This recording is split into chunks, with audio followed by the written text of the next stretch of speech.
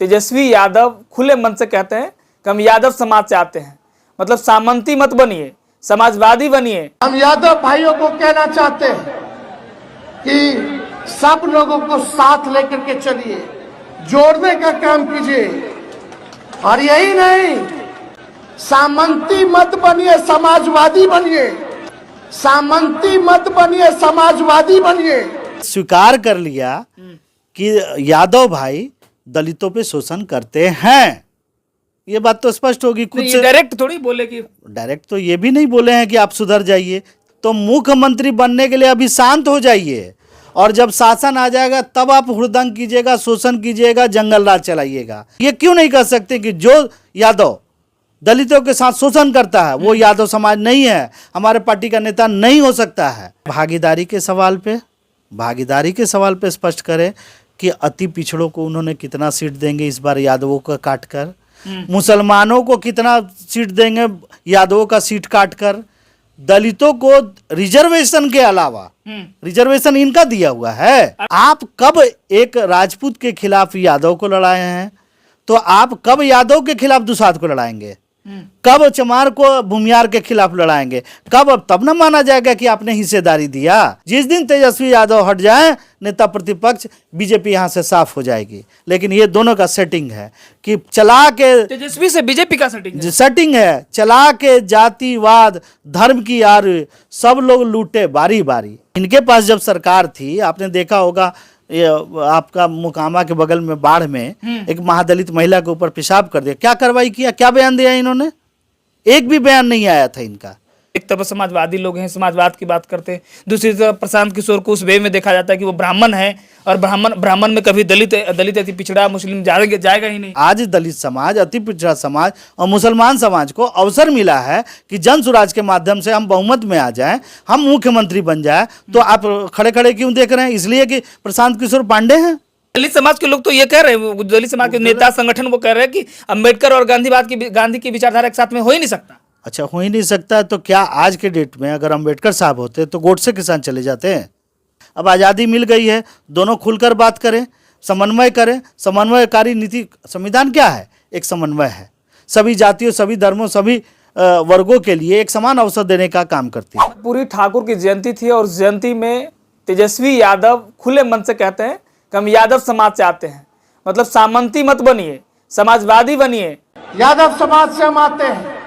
हम यादव भाइयों को कहना चाहते हैं कि सब लोगों को साथ लेकर के चलिए, जोड़ने का काम कीजिए, और यही नहीं, सामंती मत बनिए, समाजवादी बनिए, सामंती मत बनिए, समाजवादी बनिए। हमारे साथ में जनसुराज के नेता हैं डॉक्टर वीरेंद्र भास्कर, इनसे जानेंगे कल इन्होंने भी, इनकी पार्टी भी कर्पूरी ठाकुर की जयंती मनाई, और क्या चाहते हैं जिस तरह से तेजस्वी यादव का बयान है। देखिए, सबको क्रांतिकारी जय भीम। एक बात तो स्पष्ट हो गई कि उन्होंने स्वीकार कर लिया कि यादव भाई दलितों पे शोषण करते हैं, ये बात तो स्पष्ट होगी खुद से। डायरेक्ट थोड़ी बोले कि डायरेक्ट तो ये भी नहीं बोले हैं कि आप सुधर जाइए। चाहिए, यादवों को चाहिए, मिला के चलना चाहिए। अगर आप नहीं मिलाइएगा तो मुख्यमंत्री नहीं बनिएगा। तो मुख्यमंत्री बनने के लिए अभी शांत हो जाइए, और जब शासन आ जाएगा तब आप हुड़दंग कीजिएगा, शोषण कीजिएगा, जंगल राज चलाइएगा। ये तो संदेश ऐसे भी है इनडायरेक्ट। मिला के चलने वाली बात कहाँ गलत है? मैं ये पूछ रहा हूं कि चाहिए क्यों? आज हमारा जन स्वराज का नेता कोई अगर सामंती काम करता है, अगर दलित शोषण का काम करता है, तो हमारी पार्टी का क्या बयान होना चाहिए? हमारी पार्टी का बयान होना चाहिए कि ऐसे लोग हमारी पार्टी को बदनाम कर रहे हैं, वो हमारे पार्टी के नेता नहीं हो सकते हैं। तो ये क्यों नहीं कर सकते कि जो यादव दलितों के साथ शोषण करता है वो यादव समाज नहीं है, हमारे पार्टी का नेता नहीं हो सकता है। सभी पार्टियों का एक गाइडलाइन होता है, जिसके अगर आप वायलेंस करते हैं तो उस स्थिति में उनको पार्टी से निकाला दिया जाता है। यानी कि आप तो समर्थन कर रहे हैं कि उनको चाहिए, करिए मत, चाहिए। और मुख्यमंत्री बनने के लिए आपको मिला के चलना चाहिए, मिला के चलना चाहिए, मिलाना नहीं है। हाँ, समतामूलक समाज की बात नहीं हो रही है। और मुख्यमंत्री जब बन जाए तब इसके बाद हुड़दंग कीजिए। समाजवादी की तो बात कर रहे हैं ना। समाजवादी का नाटक करने का संदेश दे रहे हैं। वो कह रहे हैं कि सबको मिला के चलना चाहिए। तो क्या गलत कर रहे हैं? मिला के चलना तो कर रहे हैं कि सब अल्पसंख्यक भाई, दलित भाई, मुसलमान भाई, सब एक साथ, सब हमारे भाई और हैं। भागीदारी के सवाल पे स्पष्ट करें कि अति पिछड़ों को उन्होंने कितना सीट देंगे इस बार यादवों का काट कर, मुसलमानों को कितना सीट देंगे यादवों का सीट काट कर, दलितों को रिजर्वेशन के अलावा, रिजर्वेशन इनका दिया हुआ है, आरक्षित सीट के बाद, हाँ आरक्षित सीट तो संविधान ने दिया है, तो उसमें तो कोई भी दुसाध, चमार, भुइयां और रविदास और यही लोग लड़ेंगे। आप वहां जाके अपना पोस्टर चिपका देते हैं कि रमई राम हमारे हैं, आप जो है जनक चमार हमारे हैं। तमाम पार्टियों को मैं कह रहा हूं, आप कब एक राजपूत के खिलाफ यादव को लड़ाए हैं, तो आप कब यादव के खिलाफ दुसाध को लड़ाएंगे? कब चमार को भूमियार के खिलाफ लड़ाएंगे? कब? अब तब ना माना जाएगा कि आपने हिस्सेदारी दिया। आप उनके रिजर्वेशन में ही उनको दे रहे हैं, जबकि जनसुराज क्या कह रही है कि हम उन 40 सीटों के अलावा वो तमाम सीटें जिस पर दलितों की संख्या ज़्यादा है, अगर उसमें कोई काबिल लोग आता है तो वैसे सीटों को भी हम लड़ाएंगे। ये क्यों नहीं कहते हैं? ये क्यों नहीं कहते हैं कि अति पिछड़ों की आबादी 36% है, 40% है, हम उनको 70 सीट दे रहे हैं? हमारी पार्टी कह रही है। कल के समता मूलक समाज की भी बात कहेगी, बाबा साहब की बात कही गई। जनरल सीट पे जनसुराज लड़ाएगी दलितों को? निश्चित तौर पे लड़ाएगी। उसका एक उम्मीदवार मैं भी हूं। मैं दलित समाज होने के बावजूद मैं जब भी लड़ूंगा तो जनरल सीट से ही लड़ूंगा, नहीं तो नहीं लड़ूंगा। जनसुराज लड़ाएगी, लड़ाएगी। इसी कमिटमेंट पे बहुत सारे बुद्धिजीवी लोग जुड़े हैं।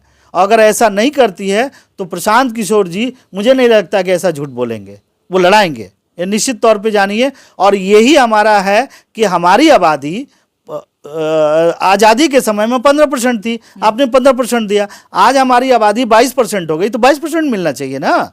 हमारी जितनी जिनकी संख्या बारी उनकी उतनी भागीदारी, ये लालू प्रसाद भी कहते हैं। तो घोषणा कहाँ करते हैं ये बताएं हमको। जेडीयू वाले, बीजेपी वाले, आरजेडी वाले, माले वाले, रिजर्वेशन सीट के अलावा भी किसी दलित को लड़ाया है? क्यों?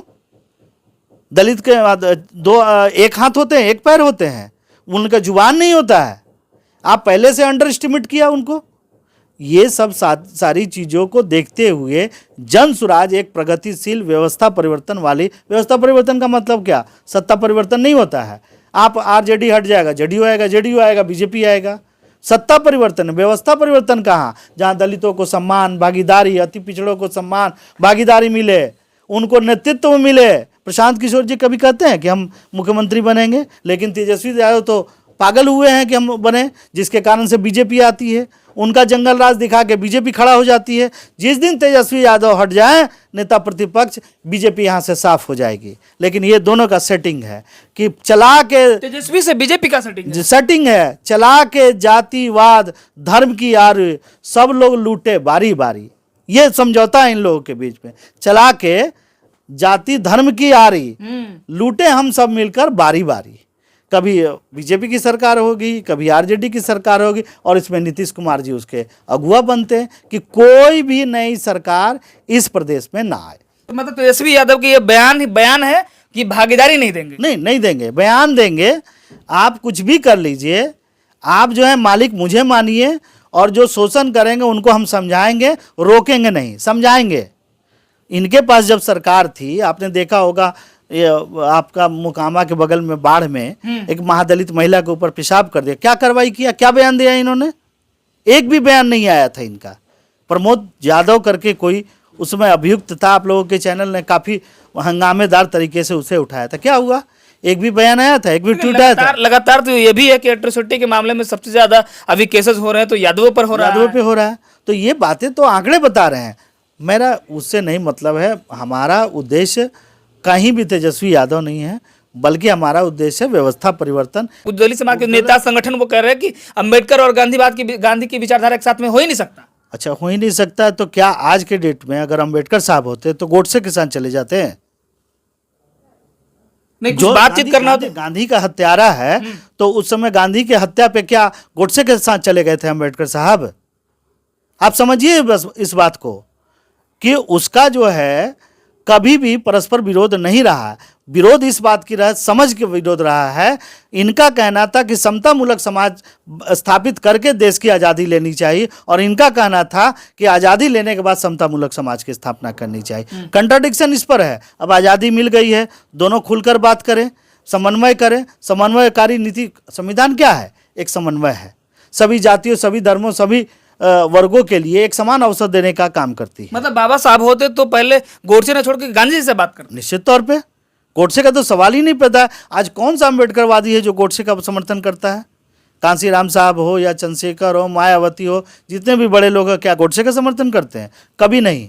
गांधी को अपना सकते हैं लेकिन गोडसे को नहीं। प्रशांत किशोर पे ये कहता है कि लोग प्रशांत किशोर मानते हैं। नहीं, प्रशांत किशोर ने तो स्पष्ट कहा कल जो कर्पूरी जयंती पे, उन्होंने समतामूलक समाज, ये शब्द कहाँ से आया? समतामूलक समाज में सभी लोगों के लिए समान अवसर की बात की। और ये बात को समझना होगा कि सिर्फ विरोध करके राजनीति नहीं हो सकती है। सत्ता में आने के लिए कांसीराम साहब के भी बात समझना होगा कि सत्ता के लिए समन्वय जरूरी है और समन्वय के लिए साझेदारी जरूरी है। चलिए, तो साफ तौर पे समझ लीजिए कि सत्ता के लिए समन्वय बनाना आपको जरूरी पड़ेगा, और कांसीराम साहब ने ये किया था उत्तर प्रदेश में। और देख लीजिए उत्तर प्रदेश के वही ढांचे पर आज बिहार में डॉक्टर वीरेंद्र भास्कर का कहना, ये दलित समाज से आते हैं, लेकिन साफ तौर पर समझ लीजिए तेजस्वी यादव को जो बयान जिस तरह से रहा है कि सामंती मत बनिए, समाजवादी बनिए, ये तमाम तरह के जो उन्होंने बयान दिए हैं। बाकी इस वीडियो के माध्यम से आपकी क्या प्रतिक्रिया है, अपनी प्रतिक्रिया जरूर दीजिएगा।